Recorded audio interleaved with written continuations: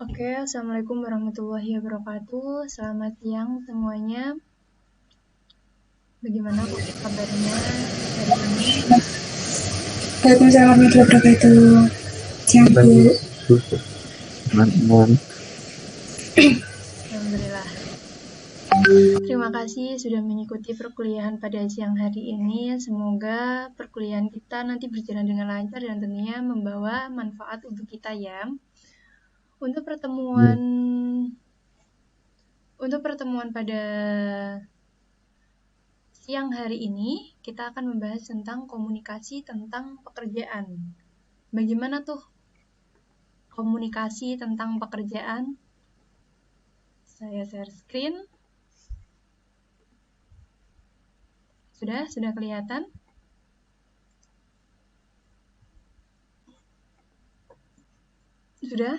Sudah kelihatan ya? Sudah. Bagaimana itu komunikasi tentang pekerjaan? Ada yang tahu? Komunikasi dalam pekerjaan. Saya coba ya, Kak. Kayak apa? Saya coba jawab. Oh ya, oke. Komunikasi tentang pekerjaan ini merupakan sebuah komunikasi di mana kayak komunikasi yang berhubungan dengan pekerjaan. Bisa dikatakan awal proses masuk atau di tengah ataupun di akhir. Contoh, kalau di awal pekerjaan ada surat lamaran, ada resume, juga ada kayak CV, ada masih banyak lagi. Kemudian ada kalau di pertengahan itu ada kayak email, ada memo, ada semua yang berhubungan dengan sistematika dalam pekerjaan. Yang terakhir kalau di akhir pekerjaan itu ada kayak ini, kayak surat pengunduran diri, ada surat uh, PHK, ada surat, masih banyak lagi yang berhubungan dengan outputnya sebuah karyawan. Menurut saya seperti itu, Kak. Ya, betul. Jadi komunikasi di pekerjaan itu terkait tadi yang pertama resume terlebih dahulu. Nah, resume itu kita jelaskan sebagai suatu ringkasan yang terstruktur dan tertulis dari pendidikan, latar belakang, serta kualifikasi tentang pekerjaan. Nah, kita ketahui juga dalam resume itu ternyata ada namanya daftar riwayat hidup atau bisa kita bilang saat ini kurikulum vitae atau CV.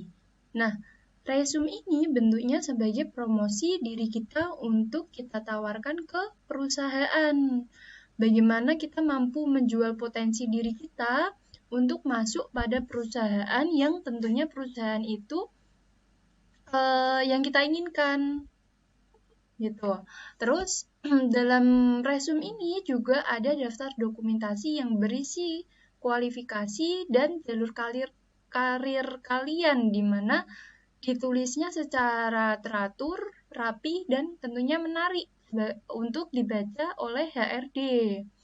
Nah, melalui resume ini sebuah individu atau perusahaan, nah perusahaan ini khususnya HRD ini nantinya akan mengetahui kamu atau mengetahui potensi kamu melalui resume kalian, di mana yang belum pernah bertemu atau saling kenal melalui resume kalian, mereka di pihak organisasi atau perusahaan khususnya HRD akan tahu nih, oh ternyata si Isa begini orangnya karena dia menyatakan bahwa kelebihannya seperti ini, kekurangannya seperti ini. Analisis dari kelebihan dan kekurangan itu tentunya nanti mereka tahu juga kalau misalnya jawabanmu seperti ini, singkat, padat, dan jelas, itu tandanya bagaimana. Nah, itu juga berpengaruh juga pada kepenulisanmu.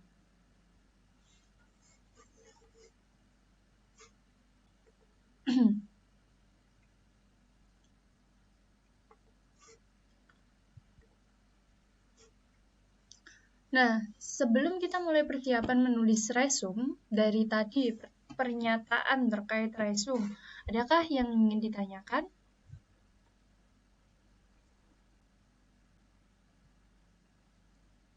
Nanti untuk resume bisa dikatakan sebagai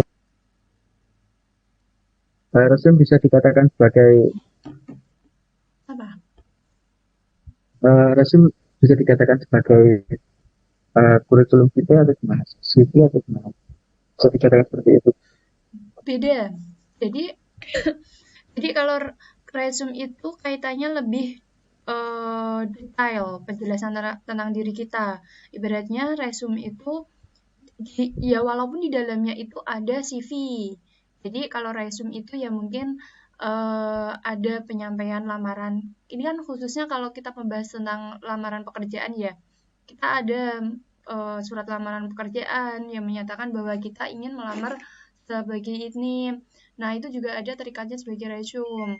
Terus ada CV-nya. CV-nya itu di dalamnya ada CV dan bukti-bukti. Nah, itu yang dinamakan resume. Sedangkan untuk CV itu lebih ke detail tentang diri kita itu bagaimana gitu. Nah, terus Exactly, Mas. untuk persiapan menulis resume, berarti kita membutuhkan sebuah informasi. Nah, berarti kita perlu nih menggali informasi penting dan relevan dengan jenis pekerjaan yang diinginkan. Jadi, kalian ingin pekerjaan di keuangan, bagian keuangan. Tetapi informasi yang kalian berikan ternyata lebih ke pemasaran. Itu tanda tanya atau enggak? Pastinya tanda tanya kan untuk si HRD-nya itu. Nah, jadi untuk melamar sebuah instansi, makanya dibutuhkanlah juga kita informasi. Dia butuhnya spesifik apa nih? Misalnya keuangan. Berarti yang saya masukkan di CV itu terkait bidang-bidang keuangan saya gitu. Ya walaupun kita boleh nih masukin apa namanya bidang atau potensi kita di bidang lain, tetapi alangkah baiknya kita tuju sesuai apa yang kita lamar agar eh, tentunya informasi yang mereka cari sesuai dengan kualifikasi kita. Terus di sini informasi dapat diperoleh itu dengan melakukan analisis diri. Tadi yang saya minta, menggali dan mengetahui bagaimana kemampuan spesifik yang dapat menjadi burning power kalian. Nah, kalau itu bisa menjadi power kalian, yang kesesuaian kalian, otomatis si HRD-nya pun mudah nih untuk memberikan kesimpulan atas potensi kalian dengan posisi yang dibutuhkan. Itu. Terus analisis karir. Nah, untuk mengetahui prospek karir yang kalian pilih.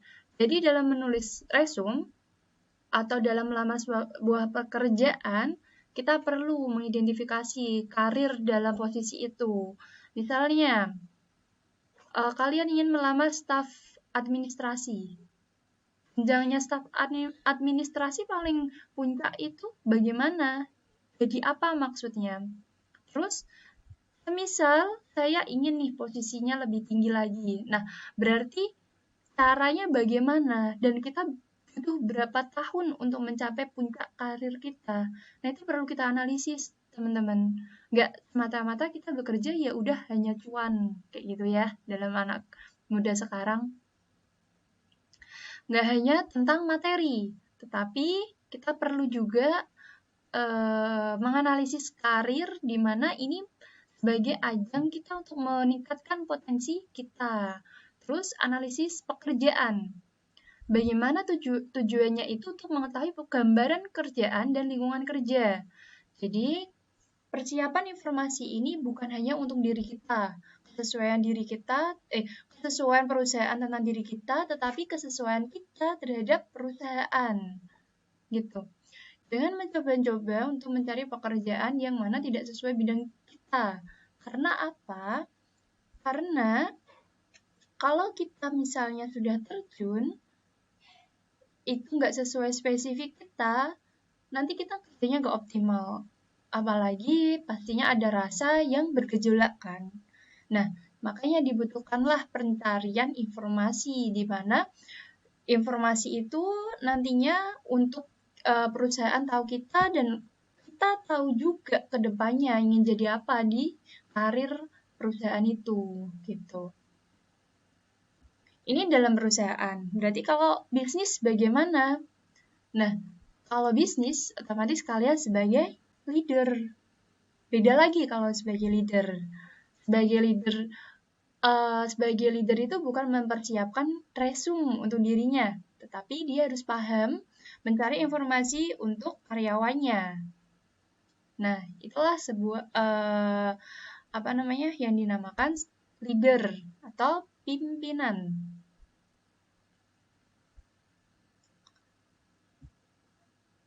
Terus perencanaan resume. Jadi, perencanaan resume ini sebagai proses memilih posisi pekerjaan yang diminati, memilih dan menyiapkan data pribadi dan data lainnya yang relevan sebelum mengajukan lamaran kerja dan membuat resume. Nah, dalam merencanakan ini, makanya diperlukan nih yang harus diperhatikan.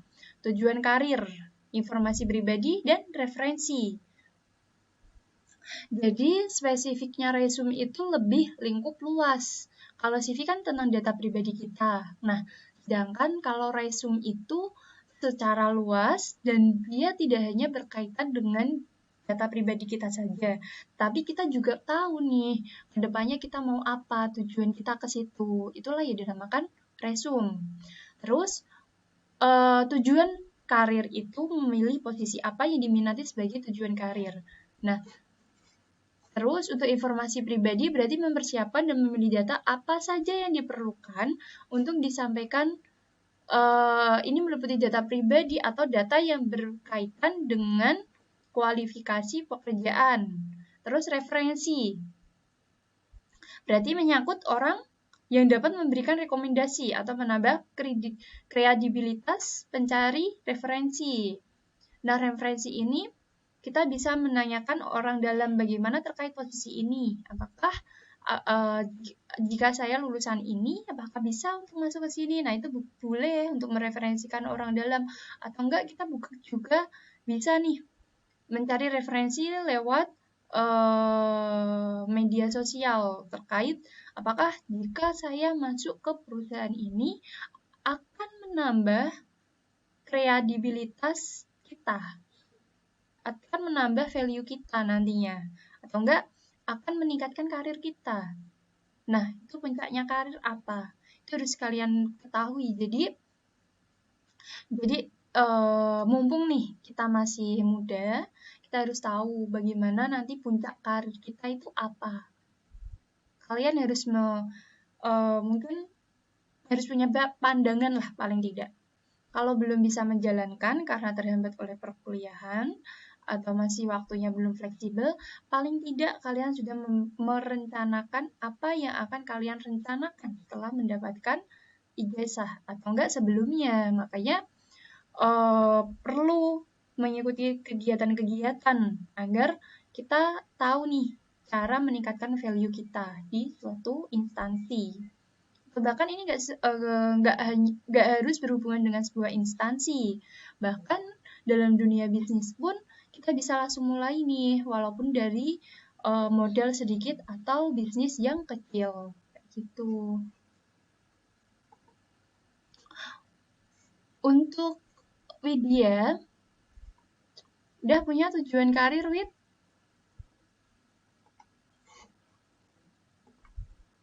Gimana, Bu? Tujuan karir? Masih belum ada sih, Bu. Pengen jadi apa? Masih. Terus mau nikah itu Kak? Enggak. Lulus 12 nikah. Enggak ya. Jangan dong ya. Iya. Harus berkarir dulu. Oke. Isa udah punya usaha? Usaha belum. Cuma usaha milik orang tua. Milik orang Mana? tua? Nerusin? Iya Kak. Oh. Ya belum tahu juga ini. Kemungkinan ya nanti melebarkan sayap mungkin. Ya boleh, bisa itu. Di bidang apa? Banyak bidang. Mantap. Oke. Ya, minta doanya semoga lancar Kak. Iya, amin. Oke, kita lanjut ya. Ya, siap. Nah, ini nih, kalau Isa pengen jadi businessman, berarti kan harusnya kamu nggak melamar ya, tapi nantinya akan ada pelamar dari karyawan kita. Tapi ini penting nih, kita harus mengetahui. Jadi orang bisnis itu atau orang bisnis itu kita nggak hanya tahu tentang lingkup ibaratnya HRD-nya aja atau keuangan, terkait keuangan, tapi kita harus tahu basicnya tentang manajemen SDM bagaimana, manajemen pemasaran bagaimana, bahkan manajemen operasional maupun manajemen industrial kita harus tahu nih. Jadi dalam sebuah bisnis pun beberapa konsentrasi ini bisa terjalan dengan baik, makanya kita harus fokuskan ini. Tetapi bagi orang yang ingin ibaratnya orang yang ingin bekerja di instansi, dia harus menjual dirinya melalui value-value yang dia punya. Makanya perlu nih spesifik dia untuk masuk ke apa bidang yang diminati. Orang tahu bidang yang diminati apa nantinya melalui penelitiannya ataupun mata kuliah yang akan diambil. Nah, itulah yang nantinya bisa menjurus di situ. Terus yang ketiga kita bahas tentang pembuatan resume. Jadi teman-teman, resume ini secara pembuatan resume atau CV ya, lebih tepatnya ini ke CV ya. Secara umum, resume ini mencakup informasi tentang identitas pribadi, tujuan kerja, informasi pribadi, dan referensi. Nah, kalau ya di gambar samping ini lebih ke spesifik CV. Walaupun kita bisa mengatakannya juga resume kita, tetapi lebih ringkasnya memang ini CV kita. Terus di mana di sini ada nama, tempat tanggal lahir, alamat, nomor telepon, dan lain sebagainya. Terus tujuan bekerjanya, melamar untuk mengisi salah satu lowongan pekerjaan yang ada. Nah, tujuan kerjanya saja kalau di sini itu ini nggak ada. Makanya ini itu CV ya teman-teman. Terus informasi pribadi. Nah, ini informasi pribadi terkait education, pengalamannya, terus language-nya bisa apa, terus referensi. Referensi ini berisi nama, posisi, alamat orang yang mengetahui dengan baik kemampuan prestasi. Nah, ini biasanya itu referensi itu ya bisa dipakai, bisa enggak. Tergantung. Ini sifatnya kondisional. Tuh, teman-teman. Tetapi secara utuh pembuatan CV itu seperti ini. Terus, pertama ini ya, pengorganisasian resume. Jadi, resume itu ada resume kronologis yang menekankan kronologi pengalaman kerja, sejarah pendidikan. Susunannya diurutkan dari posisi paling akhir sampai paling awal. Nah, berarti dilihat dari sini, resume kronologisnya ini dari akhir sampai awal. Posisi paling akhir sampai posisi paling awal. Nah, ini biasanya peletaan nama di sininya. Pencapaiannya dia sesuai kronologis per tahunnya. Di mana keunggulan ini pemberi pekerja sudah terbiasa dengan bentuk itu atau mudah menemukan unsur yang dicari, menonjolkan pertumbuhan dan kemajuan karir, dan menonjolkan kontinuitas atau stabilitas dalam bekerja. Nah, resume kronologis ini sangat cocok bila sejarah pekerjaan pelamar cukup kuat dan pekerjaan yang dilamar sesuai dengan jalur karir yang dimilikinya. Jadi, kronologisnya itu bisa di education ataupun di pengalaman, bahkan atau enggak di education atau pengalaman, dimana pengalamannya ini mungkin paling akhir paling akhir itu otomatis saat ini, sedangkan paling awal itu berarti sebelum-sebelumnya. gitu. Berarti ini diurutkan per tanggalnya. Paling atas berarti saat ini puncak. Misalnya contohnya kita baru keluar dari staf pemasaran. Nah, di sini berarti pengalaman pekerjaannya terkait staf pemasaran. Terus sebelum ke staf pemasaran, ternyata saya bekerja dulu nih di administrasi. Nah, berarti ke administrasi. Tetapi kita perlu sampaikan juga, apabila yang ditujunya kita apabila perusahaan mencarinya di bidang pemasaran, maka fokus kita dalam work experience kita juga ke pemasaran. Karena kita perlu nih jalur penyesuaian itu biar tidak biar data kita itu mudah untuk dibacanya tentunya. Ini sesuai yang disampaikan, sesuai pekerjaan ini cukup kuat untuk bekerja lama sesuai dengan jalur karir yang dimilikinya. Jadi ada kesesuaian pelamar bidang yang dilamar dengan kualifikasi dia atau potensinya dia apa gitu.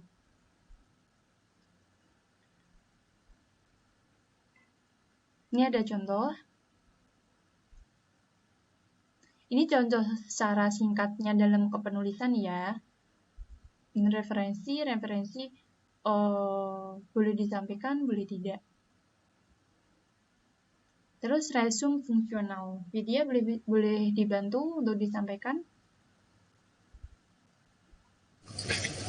Yang kedua yaitu resume fungsional. Resume fungsional adalah resume yang disusun atas dasar fungsi-fungsi dalam organisasi yang dapat dilakukannya dengan baik dan menguraikan terlebih dahulu keterampilan yang relevan. Keunggulan dari resume fungsional ini yang pertama yaitu pembaca langsung mengetahui kontribusi yang bisa diberikan oleh pelamar. Yang kedua, pelamar menekankan pengalaman kerja lebih awal. Dan yang ketiga yaitu kurang menekankan kemajuan karir atau masa menganggur yang lama. Pendekatan ini sering digunakan oleh pelamar yang baru lulus.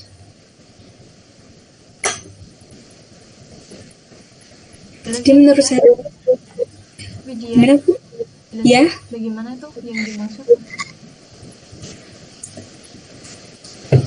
Menurut saya itu biasanya resume atau CV-CV ini tuh biasanya kita dapati pada CV-CV orang yang baru mau melamar pekerjaan atau gimana, atau yang baru lulus gitu Bu. Okay. Jadi dia lebih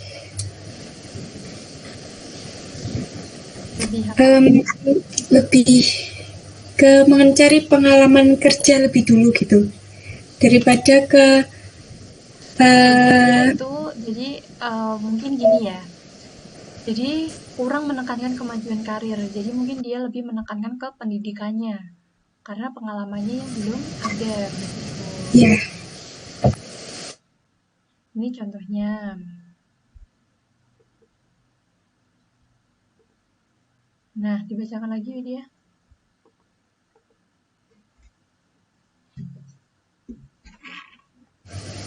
Yang ketiga yaitu ada resume kombinasi. Resume kombinasi memasukkan sifat-sifat terbaik dari format kronologis dan fungsional. Format yang menekankan pada pendidikan dan pengalaman kerja pelamar atau resume kronologis. Di samping itu juga memasukkan keterampilan kerja atau kualifikasi yang dibutuhkan atau resume fungsional. Pendekatan yang mencoba menggabungkan keunggulan format kronologis dan fungsional memiliki dua kelemahan utama. Yang pertama yaitu resume menjadi lebih panjang, dan yang kedua yaitu adanya kemungkinan terjadinya pengulangan akibat dicantumkannya daftar keterampilan dan keberhasilan dalam bagian fungsional dan kronologis.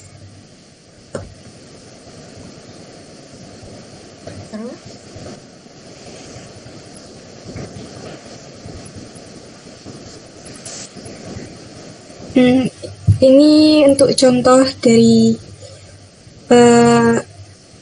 resume kombinasi. Jadi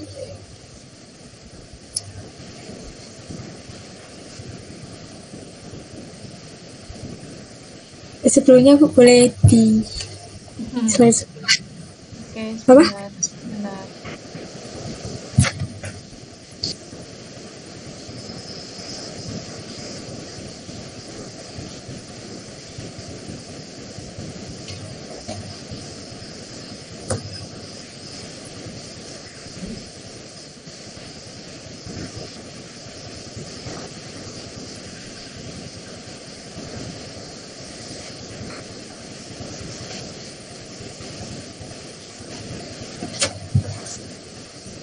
Oke, ini dia.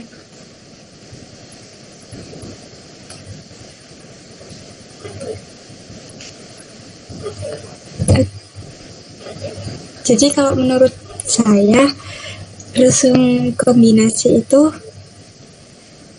selain pelamar mencantumkan pengalaman kerjanya juga yang sesuai sama kualifikasi yang dibutuhkan oleh perusahaannya. Jadi kayak sesuai itu antara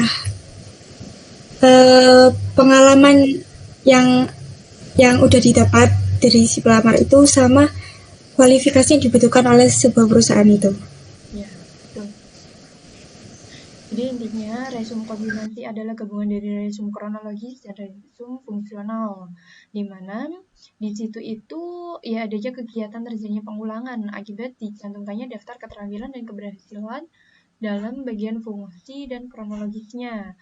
Jadi dalam mungkin ini lebih ke apa namanya? Nanti banyak resume mungkin ya. Maksudnya kalau kombinasi ini disampaikan sesuai yang dijelaskan di sini, adanya keterampilan dan keberhasilan pencapaian si pelamar itu, berarti ada beberapa kalimat yang pengulangan, di mana di keterampilan itu menyatakan apa, nanti di keberhasilan juga menyatakan apa. Mungkin seperti itu lebih yang dimaksud. Makanya di sini akibat yang terjadi adalahnya pengulangan kemungkinan adanya pengulangan kalimat gitu.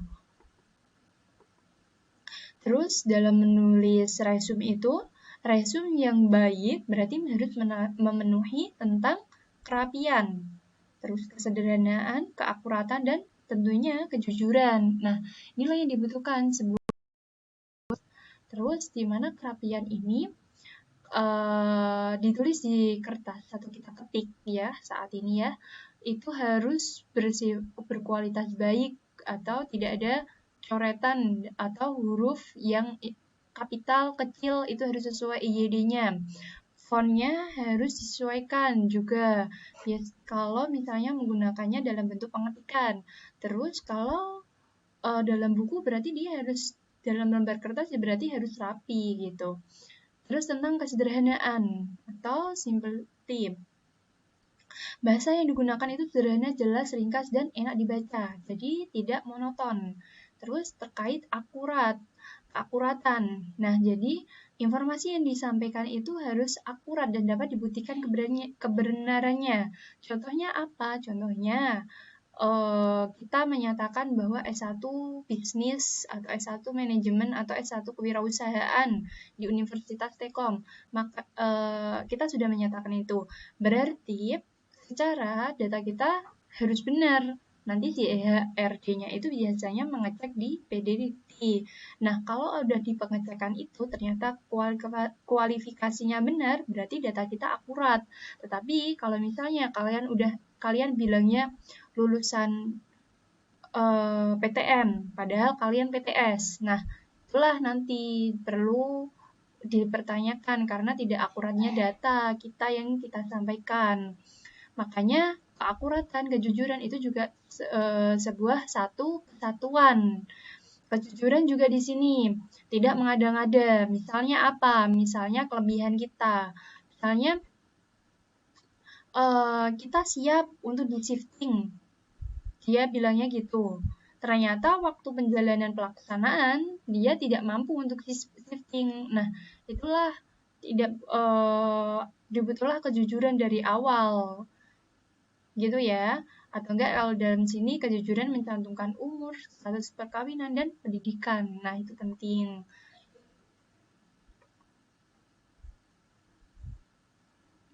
Nah, ini perlu kita ketahui dalam unsur pokok resum atau CV itu ada terkait judul, mencakup nama dan alamat lengkap kita, tujuan karir, berisi posisi yang dituju, kualifikasi dasar, terus ada data pribadi, ada referensi, seperti yang tadi sebelumnya disampaikan.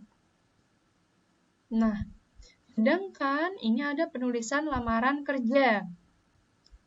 Bisa dibacakan, Isa?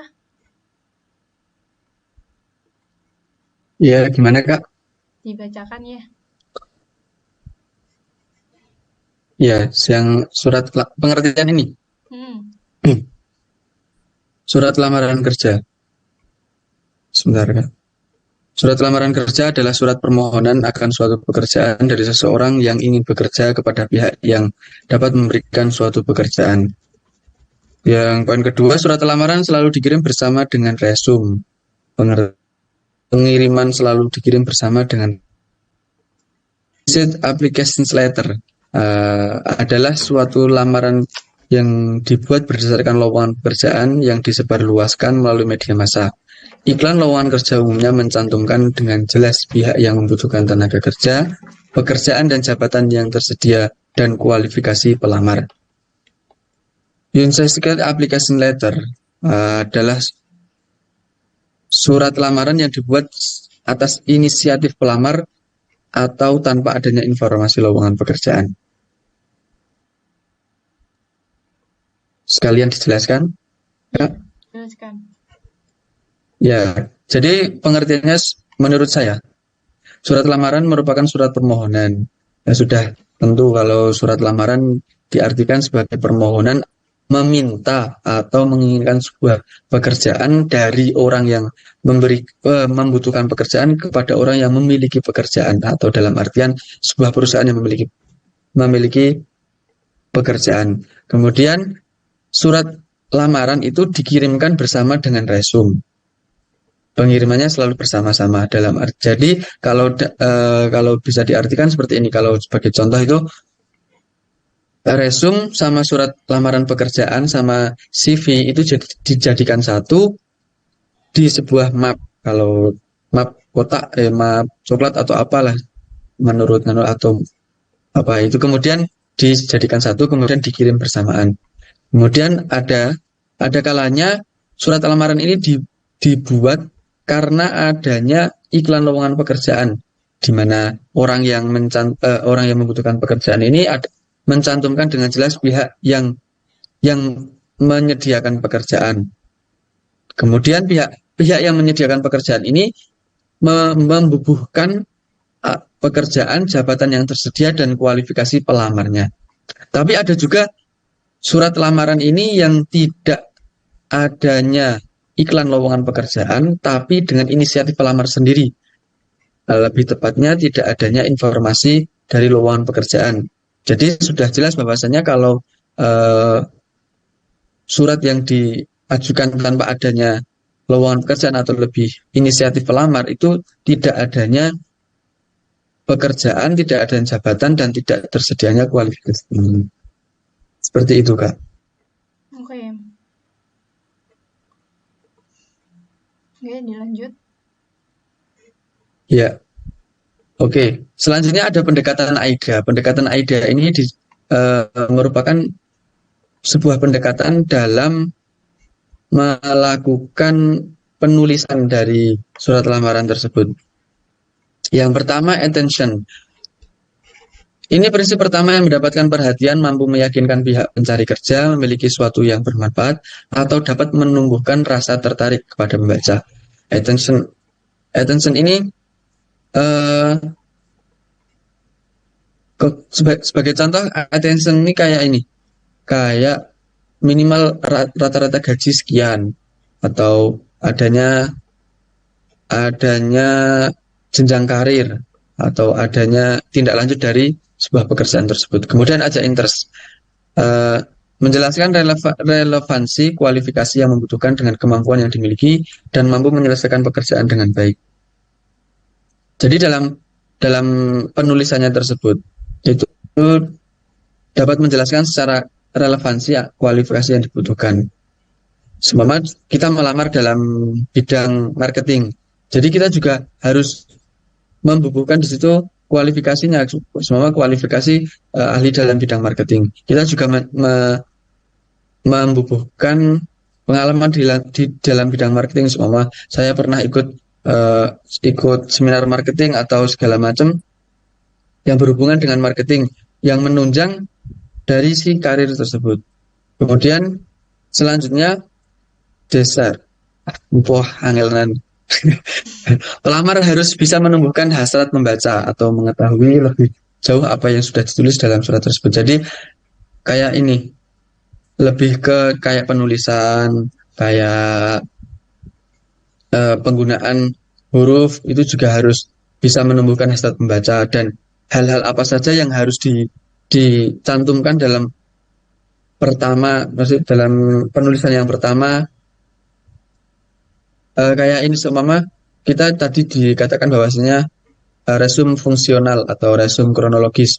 Kalau resume fungsional kan digunakan oleh orang-orang yang baru lulus. Kemudian di situ langsung dijelaskan saja, saya lulus, saya mahasiswa jurusan manajemen, akan melamar dalam bidang apa, bidang ini, kemungkinan saya juga ahli dalam bidang ini karena saya memiliki kemampuan seperti ini, dan saya ikut organisasi yang juga menumbuhkan rasa manajemen waktu ini lahir ini. Itu kan merupakan sebuah cara untuk menumbuhkan hasrat membaca juga. Kemudian action, pelamar dapat memberikan saran kepada pembaca untuk melakukan tindakan sesuai harapan pelamar, misalnya memberi kesempatan kerja. Nah, ini kayak mohon Bapak studinya untuk memberikan kesempatan kepada saya, memberikan kesempatan untuk wawancara, atau lebih tepatnya untuk meninjau lebih lanjut lagi keputusan Bapak tersebut. Nah, itu kayak seperti itu Kak menurut saya. Oke. Terus untuk terima kasih Sam. Terus Ya, untuk siap. susunan surat lamaran kerja, jadi ada paragraf pembukaan, ada paragraf isi, dan paragraf penutup. Dilanjut dengan bukti dari berkas gitu. Jadi kenapa saya tadi bilang kalau surat lamaran kerja ini paparan yang pertama ya, paragraf pembukaan itu terkait paparan kualifikasi yang relevan dengan tujuan karir. Nah, surat informasi tentang lowongan kerja di mana disebutkan nama orang, media yang diberikan informasi adanya lowongan tersebut. Jadi kita perlu mencantumkan kita memperoleh informasi itu dari mana.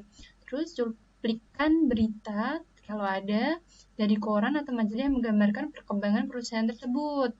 Itu kalau misalnya ada nih penjelasan terkait itu. Jadi kalau yang poin ketiga ini sifatnya fleksibel. Untuk paragraf isi itu ya kita memuat tentang permohonan kita tentang pekerjaan yang kita minatin itu, di mana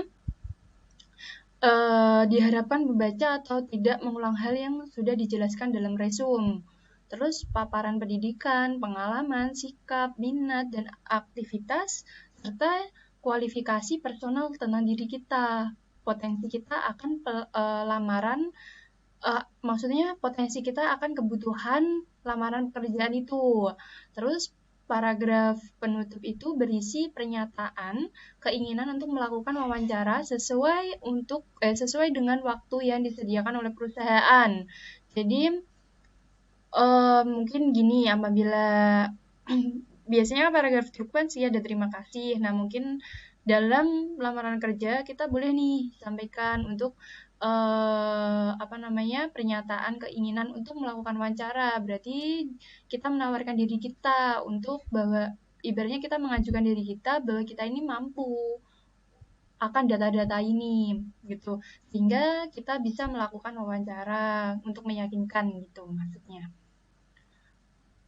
Terus ada bukti yang disertakan dan sebagainya. Nah, hal yang perlu nih diperhatikan. Jadi, kualifikasi pelamar sesuai dengan posisi yang dikehendaki. Kesesuaian tadi yang saya sampaikan. Bangkitkan minat pembaca terhadap kualifikasi yang dimiliki. Kita harus pandai juga membaca tentang pekerjaan itu sesuai nggak dengan kita. Kalau misalnya nggak sesuai, ya jangan kita ambil. Karena konsekuensi ke depan itu sangat besar. Tonjolan hal-hal yang tonjolkan ya maksudnya. Tonjolkan hal-hal yang positif. Value kita apa? Nah, ini ditonjolkan semuanya. Mungkin bisa dikatakan berlebihan, tapi ini untuk menjual diri kita atau menjual potensi kita ke perusahaan. Nah, terus ada usahakan surat lamaran kerja itu rapi dan menarik. Jadi, buatlah font-font yang menarik gitu ya. Kadang tuh sekarang banyak orang yang dia bisa membuat, tapi dia tidak bisa merapikan penulisannya. Fontnya itu kadang masih nggak rapi lah, kayak gitu kelihatan. Terus tulislah surat dari sudut pandang pembaca, bukan dari sudut pandang penulis. Nah, perlu nih. Jadi kita menulis berdasarkan sudut pandang yang dibutuhkan, bukan sudut pandang kita, gitu. Kalau kita menulis ya kita prestasinya banyak, tapi dalam prestasi itu cocok nggak dengan apa yang dibutuhkan? Nah, itu perlulah kita pahami. Terus tekankan hal-hal yang berbeda dari pelamar lain. Misalnya yang berbeda apa? Contohnya, kita bisa dalam language, berbahasa, beberapa berbahasa. Nah, di situ kita tonjolkan. Nah, kalau kita misal bisa menonjolkan dari CV kita itu, maka kita memiliki perbedaan dari pelamar lain ya, yang pasti itu akan menjadi value kita. Terus, hal-hal yang harus dihindari. Jangan melamar pekerjaan yang di luar kemampuan. Yang saya sampaikan tadi, jangan mengirimkan surat lamaran kerja hasil fotokopi. Nah, ini mungkin dalam bentuk hard file ya. Jangan fotokopian, karena kelihatan. Dan menyatakan Anda siap kerja apa saja. Nah, saya sampaikan tadi, kita ambil pekerjaan sesuai dengan kemampuan kita. Jangan siap bekerja apa saja. Karena kalau kita siap bekerja apa saja, berarti kita menyerahkan diri kita untuk apa saja. Sedangkan kita juga butuh jenjang karir untuk kita sendiri kan pastinya. Nah, itu harus diperhatikan. Terus hindari kata-kata yang berlebihan, jangan minta belas kasihan. Hindari maksud dua ini dari kata-kata yang berlebihan dan jangan minta belas kasihan itu intinya ya kita menjual potensi kita, tapi jangan sampai kita mungkin merasa kita butuh banget gitu loh. Ya walaupun kita butuh, tapi jangan menonjolkan itu karena kita perlulah menonjolkan value kita gitu.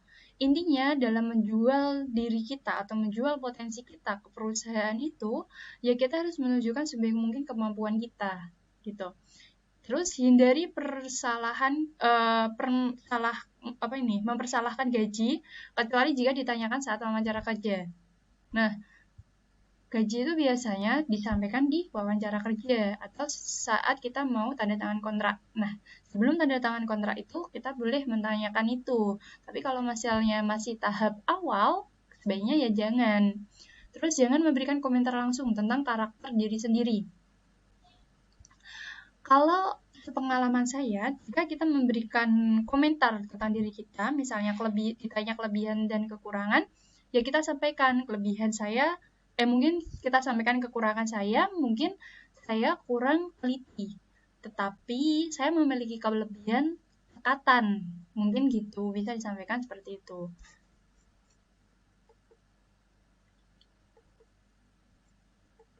Terus ini ada tipsnya. Ini dalam menulis nih.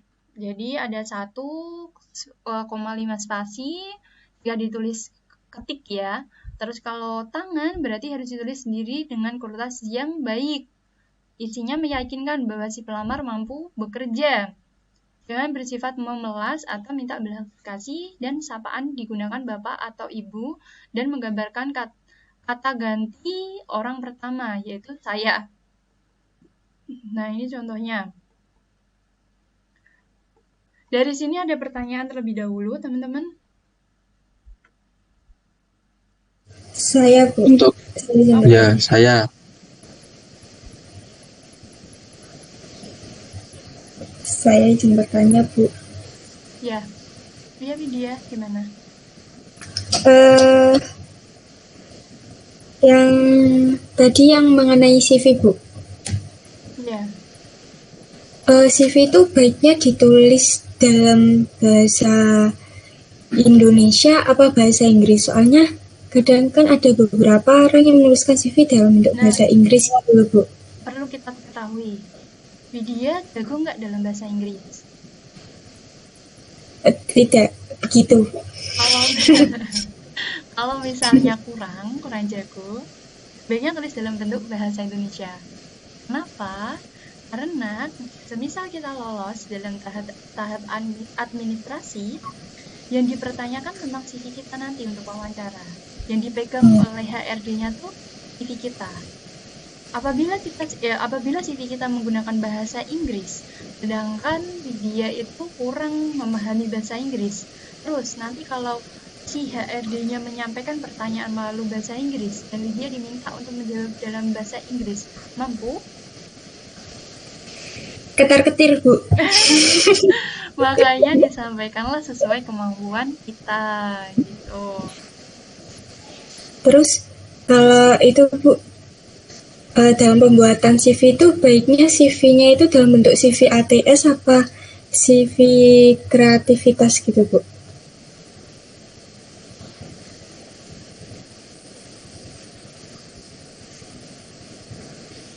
Sebaiknya menggunakan CV yang bentuk kayak ATS gitu apa yang bentuknya kayak banyak warna terus kayak kalau ya gitu.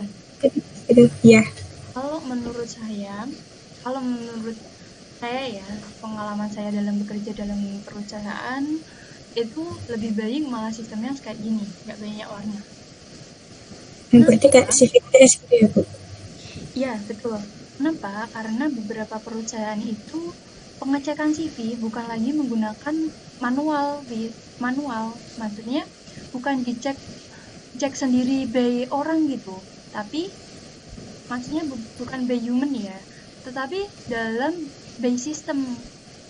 Jadi ada pengecekannya sendiri, kayak sistem, ibaratnya kayak printer, bentuknya kayak printer. Ibaratnya CV kita dimasukkan, muncullah resume kita itu terkait kita. Jadi pembacanya itu bukan human, maksudnya bukan manusia, tapi udah melalui sistem. Makanya kenapa lebih baik menggunakan yang nggak terlalu banyak warna, karena kalau misalnya banyak warna, ya sistem bacanya susah gitu loh, resikonya. Kita melihat resikonya ya. Jadi alangkah bisa. Jadi alangkah baiknya itu kayak CV ATS gitu ya, Bu? Iya. Sekarang itu sistemnya tuh kalau udah perusahaan besar ya, misalnya kayak perbankan yang di BUMN atau BUMN, perusahaan-perusahaan BUMN itu biasanya itu resume bukan kita menyiapkan, jadi kita menginput data kita, nantinya sistem keluar resume kita sendiri dalam bentuk ya seperti CV gitu. Biasanya seperti itu. Tetapi kalau perusahaan swasta itu memang kita butuhkan buah CV mandiri, pembuatan kita sendiri lewat ibaratnya Word itu atau semacam mungkin desain dan lain sebagainya. Setelah itu, kenapa saran saya tidak menggunakan warna? Karena kebanyakan walaupun perusahaan swasta by sistem itu kedetek. Jadi paling tidak data kita kedetek dulu lah. Paling amannya kan seperti itu. Misalnya ini banyak warna, data kita nggak kedetek ya, otomatis kita administrasi udah gagal duluan, bukan? Iya. Ya, lagi pertanyaan. Bentar. Apa ya tadi ya? Kok lupa? Ya udah, Isa dulu apa Isa? Ya, Isa dulu aja. ya ini Kak, masalah kayak tips trik dalam wawancara pekerjaan itu kan ada beberapa pertanyaan yang menjebak gitu ya Kak. Sebagai contoh ini, kamu nanti mau digaji berapa gitu yang pertama. Kemudian Jawab kayak ini, saja. kayak tadi yang Seperti Bapak, mana digaji disamain seperti aja. Bapak, disamakan. Eh,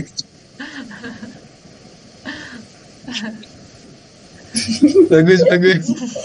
Nah itu kayak ini, kayak tadi yang dijelaskan Nggak oleh bercandain gitu Kak ya. Aftuka juga masalah. Iya nggak apa-apa. Jadi nggak apa-apa juga kalau oh ya nanti saya samain gitu. Masalah apa kekurangan dan kelebihan kamu itu kayak pertanyaan-pertanyaan yang menjebak ya. Kemudian kalau masalah pemilihan etika dalam wawancara kayak ini, pemilihan baju, pemilihan berpenampilan lah Kak, berpenampilan gitu. Sama ini apa kalimat apa aja yang menjebak dalam wawancara pekerjaan. Itu dulu mungkin. Oke, mungkin saya bahas terkait pakaian terlebih dahulu ya. Usahakan karena kita ibaratnya membutuhkan pekerjaan itu atau ibaratnya etika dalam kita melamar pekerjaan, usahakan pakaian kita memang harus rapi. Kalau misalnya cowok berarti rambutnya dilihat dari ujung rambut juga harus rapi. Nah gitu. Terus terkait pakaian juga disampaikan dalam wawancara nanti ada nggak tentang dress code.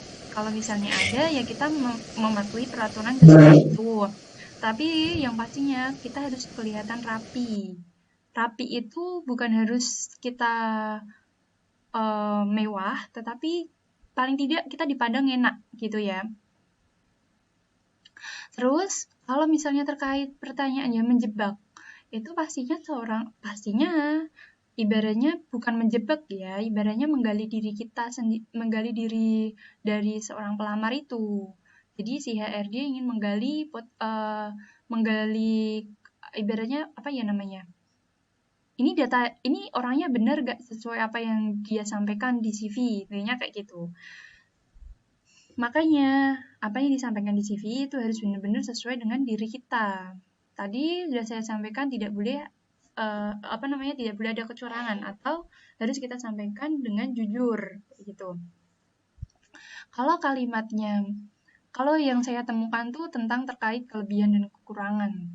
Jadi kita bisa sampaikan kekurangan kita apa, namun dari kekurangan itu kita tipali bahwa kita punya kelebihan seperti ini, kayak gitu.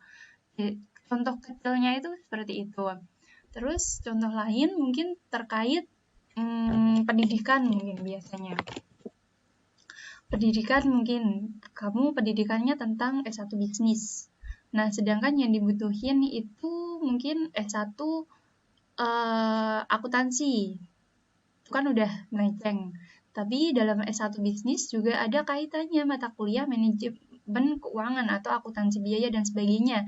Nah, kamu nekat untuk melamar. Tetapi kamu ternyata keterima nih sampai tahap wawancara, dan setelah wawancara itu ditanyakan, ini yang dibutuhkan kualifikasi akuntansi, tetapi Anda bisnis. Nah, kamu harus bisa mendorong, dibuktikan dengan data. Datamu apa? Oh, ternyata kamu udah punya brevet nih terkait ini. Nah, itu bisa kamu jadikan sebagai bahan unggulanmu lah ibaratnya. Atau enggak, ini saya pernah ikut perlombaan ini, atau saya pernah ikut organisasi terkait akuntan. Nah, di situ bisa kamu sampaikan, walaupun spesifik kamu tentang akuntansi bisa dikatakan minim gitu. Yang penting, cara pengucapannya kita menggunakan bahasa Indonesia yang baik sesuai EYD, dan kita harus mengetahui sopan santun gitu. Sopan santun di sini ya kita harus ibaratnya kita menghargai pihak perusahaan, tapi kita juga harus tegas dalam penyampaiannya. Gitu aja sih. Bisa dipahami? Bisa, Widya? Ya, ya. Bisa, Yang bisa asli kok. mata kuliah ini, pertemuan ini itu menarik. Kalau banyak yang itu ya. Kalau yang banyak yang masuk Zoom mengikuti, itu yang asli mata kuliah ini tuh menarik. banyak pertanyaan yang muncul, apalagi kita sebagai anak muda yang lagi ambis-ambisnya mencari pekerjaan mungkin ya. Jadi kayak menggali ini, saya butuh ini nih, ternyata mata kuliah ini ada. Nah, yang seharusnya itu pertemuan ini ibaratnya puncak-puncaknya yang kita inginkan, kayak gitu kan. Makanya saya sampaikan nanti untuk hasil pertemuan ini, saya berikan tugas terkait pembuatan CV. Berarti pembuatan CV saya ingin tahu sejauh mana kalian membuat CV semenarik mungkin gitu. Dikerjakan dalam bentuknya nanti PDF, jadi kalian kirim link bentuk siakat, link draft maksudnya, link draft ke siakat gitu.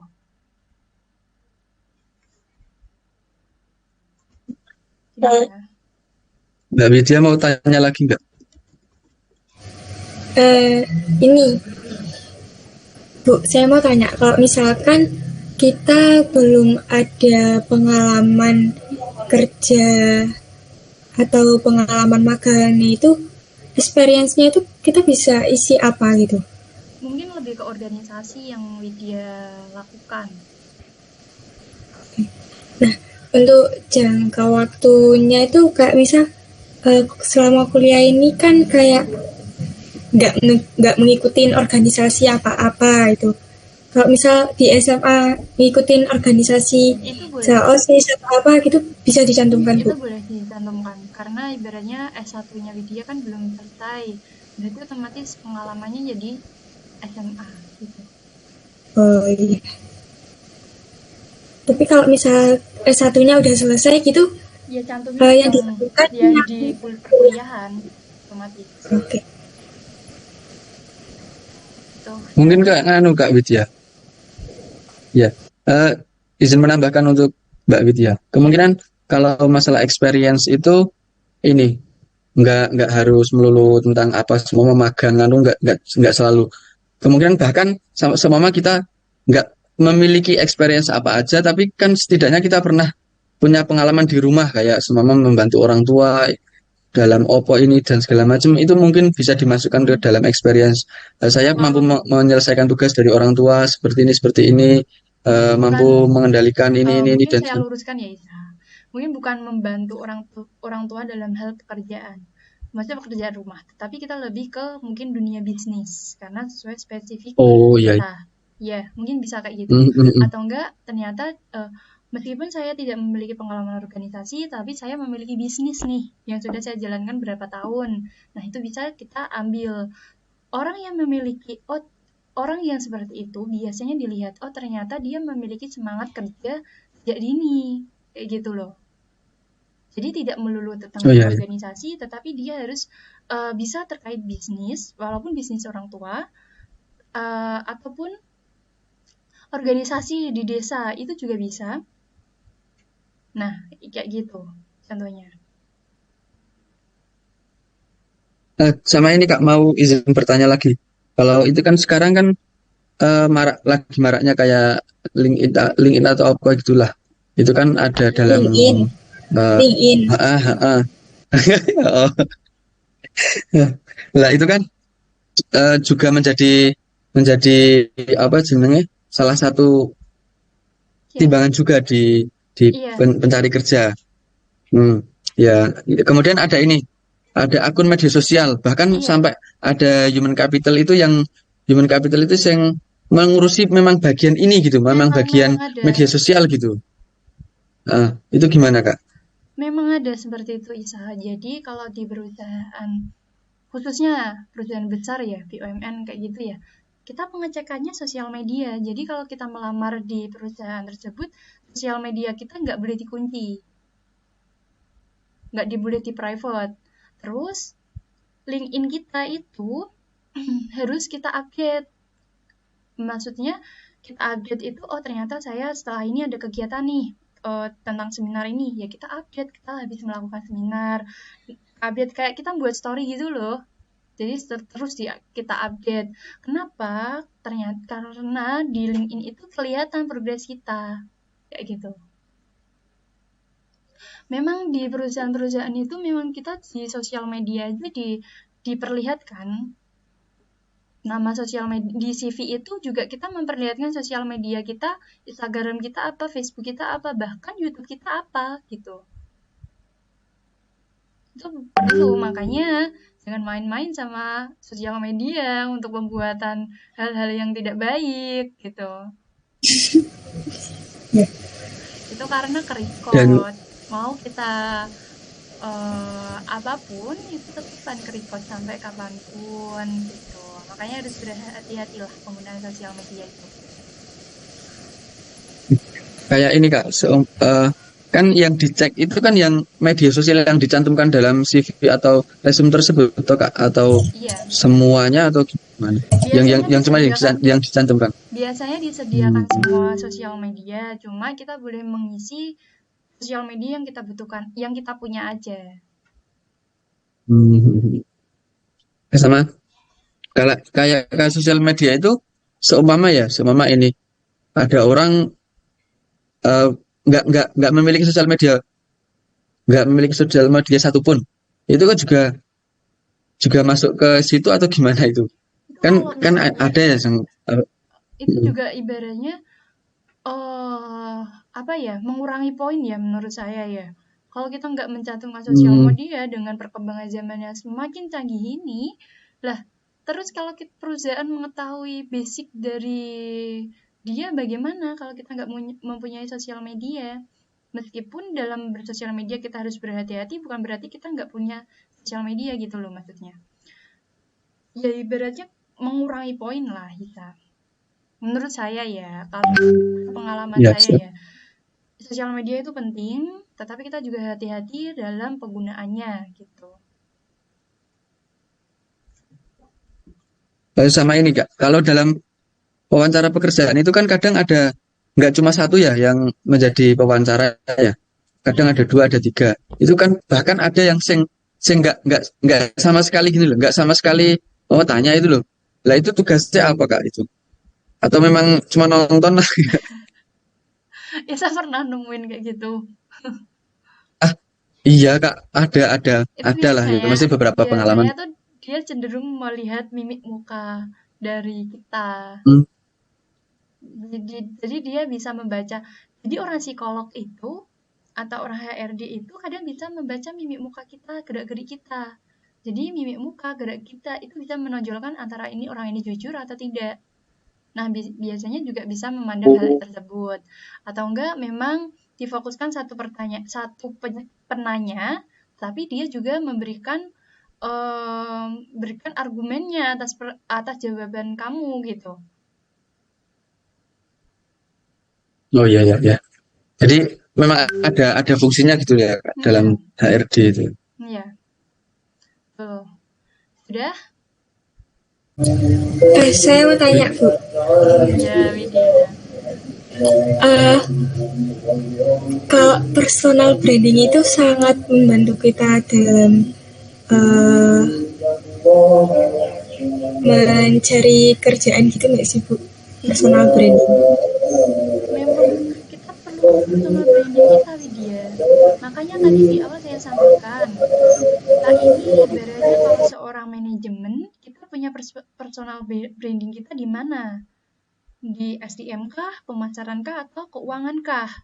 Bahkan ke operasional atau industri itu bisa mampu menjadi personal branding kita. Jadi misalnya Widya ingin menjual dirinya sebagai orang manajemen. Widya manajemen kan?